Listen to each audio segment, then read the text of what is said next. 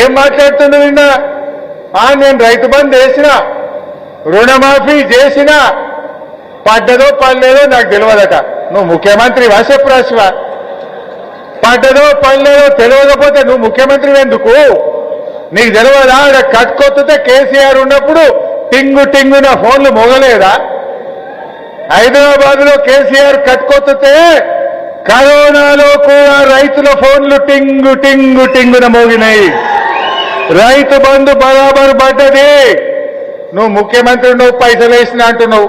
నేను అడిగే ఇప్పుడు మల్కాపూర్లా, మరి రేవంత్ రెడ్డి పైసలు వేసినా అన్నాడు, పడ్డాయా అన్నా? ఏడబడ్డాయి సార్? వేసిన ముఖం అయితే పడాయా సార్? ఆయన వేయలేదు సార్, అబద్ధం చెప్తుండు అని ఇలా మల్కాపూర్లో గంగాధర మండలంలో రైతులు చెప్తున్న పరిస్థితి. ఎంతకాలం ఈ డ్రామా? నీకు బూతుల మీద ఉన్న ధ్యాస రైతుల మీద లేదు రేవంత్ రెడ్డికి. ఎంతసేపు నీ పేగులు వీకి మెడలేసుకుంటా, లాగుల తొండలు జరగొట్టా, కండ్ల గుడ్లు వీక్తా, నిన్ను జైల్లో పెడతా, నీ మీద కేసులు పెడతా, ఈ చిల్లర మాటలు తప్ప నీకు ఎప్పుడన్నా రైతుల మీద ధ్యాస ఉన్నదా? ఒక్కనాడన్నా ఆలోచన చేసినవా? అంత జూటా మాటలు రేవంత్ రెడ్డి. నిన్న అంటున్నాడు కేసీఆర్ గొల్లోళ్ళ గొర్రెలిచ్చిండు, ముదిరాజులకు చేపలిచ్చిండు, ఏం చేసిండు కేసీఆర్ అంటుండు. కేసీఆర్ గొల్లోళ్ళ గొర్రెలిచ్చిండు, ముదిరాజులకు చేపలిచ్చిండు, మా ఎస్సీలకు దళిత బంధు ఇచ్చిండు, రైతులకు రైతు బంధు ఇచ్చిండు, వాళ్ళ పిల్లలు చదువుకోవడానికి మా గంగుల కమలాకరన్న నాయకత్వంలో 119 గురుకుల పాఠశాలలు పెట్టిండు, 30 డిగ్రీ కాలేజీలు పెట్టిండు.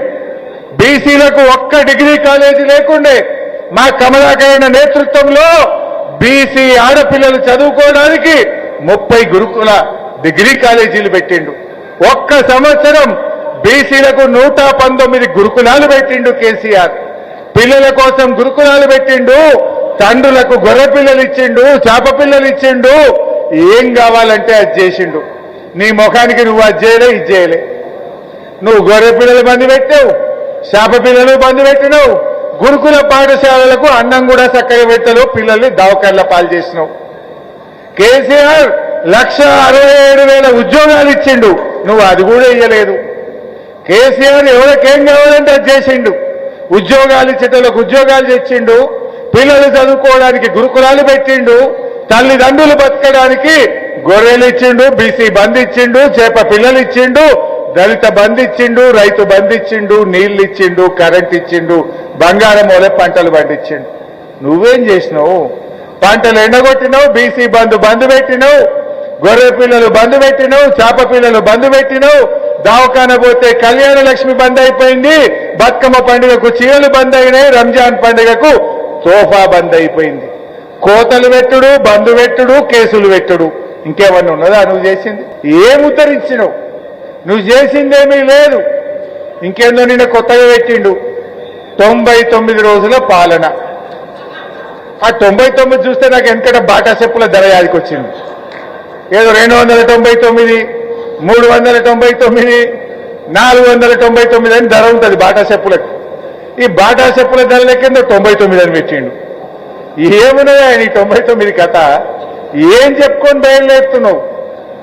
అరే ఇప్పటికే ప్రజాపాలన పేరు మీద దరఖాస్తులన్నీ అటకెక్కినాయి, రెవెన్యూ సదస్సుల్లో తీసుకున్న దరఖాస్తులు అటకెక్కినాయి, మళ్ళీ ఇప్పుడు ఎన్నో దరఖాస్తులట. ఇచ్చిన దరఖాస్తులు ఏమైనాయి? ప్రజాపాలన దరఖాస్తులు ఏమైంది? రెవెన్యూ దరఖాస్తులు ఏమైనాయి? ఒక్క పింఛనాన్ని ఇచ్చినావా కొత్తగా? కేసీఆర్ బీడీలు చేసిన వాళ్ళకి ఇచ్చిండు, 57 ఏళ్లకే ఇస్తా అంటే 57 ఏళ్లకు పెన్షన్ ఇచ్చిండు, 2000 చేస్తా అంటే 2000 చేసిండు. నువ్వు ఒక్క పింఛనాన్ని ఇచ్చినావా? ఏ ముఖం పెట్టుకొని మళ్ళీ 99 రోజుల పాలన రాండ్రి. 99 రోజుల పాలనకు మీ కాంగ్రెస్ ఎమ్మెల్యేలు, మీ కాంగ్రెస్ మంత్రులు పోలీసు వాళ్ళు లేకుండా రాండి ఊళ్ళలకు. పోలీసు వాళ్ళు లేకుండా ఊళ్ళలకు రాండ్రి.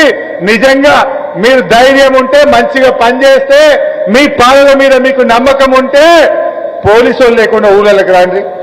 ప్రజలు చెప్తారు, నీ రైతు బంధు సంగతి చెప్తారు, నీ ప్రజాపాలన సంగతి చెప్తారు, నీ పింఛన్ల సంగతి చెప్తారు. గప్పుడు తెలుస్తుంది మీరు ఊళ్ళకి వెళ్ళి బయటకు వస్తారో ఏమవుతారో. మీరు ఎంతకాలం మోసం చేస్తారు? 2 ఏళ్ళు 3 నెలలు పూర్తయింది. ఇంకా ప్రజల్ని మభ్య పెట్టలేరు. ఈయన పోయి కేరళలో యాడ్స్ ఇచ్చిండు నిన్న. ఏమన్నా అంటే ఏమంటాడు, అరే ఏమైందా రైతు బంధు అంటే పైసలు లేవు అంటాడు. అందాల పోటీలు పెట్టడానికి పైసలు ఉంటాయా? నువ్వు ఫుట్బాల్ ఆడడానికి పైసలు ఉంటాయా? నువ్వు కేరళలో 100 కోట్లు పెట్టి పేపర్లలో ఫుల్ పేజ్ జాకెట్ యాడ్లు వేయడానికి నీకు పైసలు ఉంటాయా? 100 కోట్లతో క్యాంప్ ఆఫీస్ కట్టుకుంటుండు రేవంత్ రెడ్డి. ఆల్రెడీ ఉండే 100 కోట్లతో క్యాంప్ ఆఫీస్ కట్టుకోవడానికి నీకు పైసలు ఉంటాయా? మా రైతులకు అడుగుతూనే ఉంటాయా? మూసి బ్యూటిఫికేషన్ పేరిట 1,50,000 కోట్లు ఖర్చు పెట్టాడట. మూసి పేరిట పేదల ఇండ్లు కూలగొట్టాడట. అందాల కోసం మెరుగులు దిద్దడం కోసం మూసీకి 1,50,000 కోట్లు పెట్టా అంటావు. మా రైతులకు రైతు బంధు ఎందుకు ఇయ్యవు? మా రిటైర్డ్ ఉద్యోగులకు పెన్షన్ డబ్బులు ఎందుకు ఇయ్యవు? వాళ్ళ బకాయిలు ఎందుకు ఇయ్యవు? మా ఉద్యోగుల పిఆర్సీ ఎందుకు ఇయ్యవు? మా ఉద్యోగులకు డిఏలు ఎందుకు ఇయ్యవు? మా దళిత బంధు బీసీ బంధు ఎందుకు ఇయ్యవు? అంటే నీకు పేదల మీద మనసు లేదు. కాంట్రాక్టర్లకు 30,000 కోట్ల బిల్లులు ఇచ్చిండు. కమిషన్లు వస్తాయని కాంట్రాక్టర్లకు బిల్లులు ఇస్తుండు. రైతుకిస్తే కమిషన్ రాదు, ఇయ్యవు నువ్వు. రైతులంటే నీకు చులకన. రిటైర్డ్ ఉద్యోగులకు ఇస్తే నీకు కమిషన్ రాదు, అందుకే రిటైర్డ్ ఉద్యోగులకు ఇస్తలేవు నువ్వు.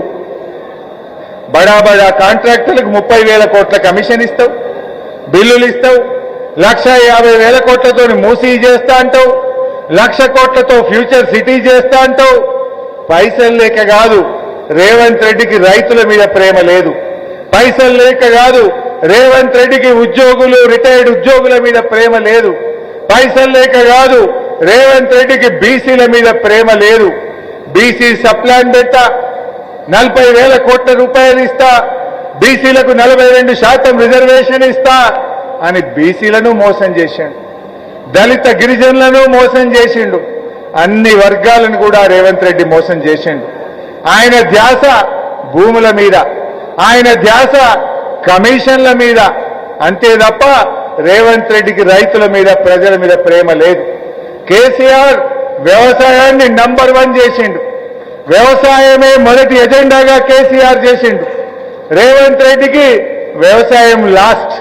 వ్యవసాయం అంటే దండగానే విధంగా ఇలా రేవంత్ రెడ్డి పాలన ఉంది. ఎమ్మెల్యే గారు, మా మాజీ ఎమ్మెల్యే గారు పంటలు ఎండిపోతున్నాయి చూడ్డానికి రా అంటే మల్కాపూర్కి వచ్చిన నేను. ఆ 2 ఊర్లలో పాపం బాయిలు పూడిక తీసి లక్షల రూపాయల అప్పుల పాలైనరు. రైతు బంధు రాలేదని కన్నీళ్లు పెట్టుకుంటా ఉన్నారు. రైతులు బాధపడతా ఉన్నారు. మాకు ఆత్మహత్యలే శరణమని బాధపడితే ధైర్యం చెప్పొచ్చినాం.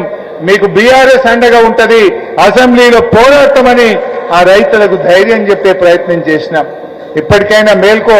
కుంభకర్ణుల్లాగా ఎన్నికల ముందు నిద్రలేవడం కాదు, కండ్లు తెరు. రైతు బంధు డబ్బులు విడుదల చేయి, మోటార్లు ఆన్ చేయి, రైతులందరికీ చెరువులు నింపు, రైతాంగానికి నీళ్లిచ్చి పంటలు కాపాడు.